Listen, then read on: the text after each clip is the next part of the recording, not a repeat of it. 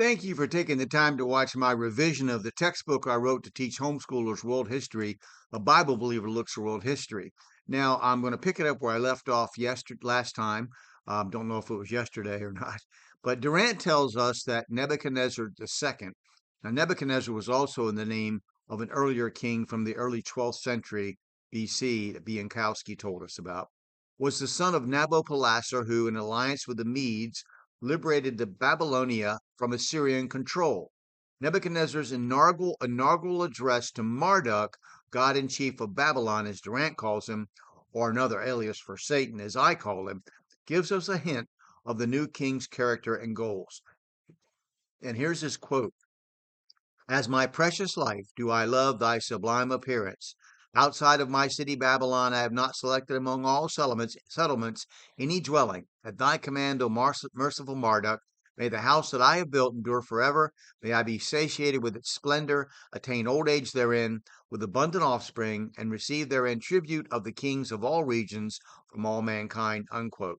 Now, Daniel, in chapter 2 of his book, and in verse 38, states that Nebuchadnezzar is the head of fine gold of the image mentioned beginning in verses 31 and 32, the most excellent and powerful of kingdoms, representing the height of human power and self glorification.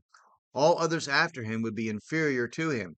Nebuchadnezzar was illiterate and not quite sane, as both Durant and the Bible reveal, but also the most powerful ruler of his time in the Near East, and the greatest warrior, statesman, and builder in all the succession of Babylonian kings after Hammurabi himself, in Durant's estimation. His destruction of Solomon's temple marks the beginning of the times of the Gentiles, 400 years after the beginning of the building of the temple. With 400 years between testaments, I'm wondering what's going to happen soon. So think about it. When Egypt rebelled, conspiring with Assyria to reduce Babylonia to slavery again, Nebuchadnezzar met the Egyptian army at Carchemish and almost annihilated them. Babylonian merchants then controlled all the trade from Western Asia and the Persian Gulf to the Mediterranean Sea. And after all, that's what's important, as it keeps the money flowing now as in then. So Biankowski says that Nebuchadnezzar was married to the daughter of a Median king, which is interesting in that it was an alliance between Babylon and Media that destroyed Nineveh. It will be an alliance between Media and Persia that will destroy Babylon. Greek historians declare that he invaded Egypt and laid siege to Tyre for 13 years, as does Jeremiah 43:8-13, with regard to the Egyptian invasion. So we'll continue talking about his reputation and what he did, and then Cyrus, the Persian Cyrus, next time.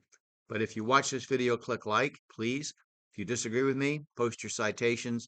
I'd like to learn from you if you found something else different from what I said or have a different opinion. Have a good day.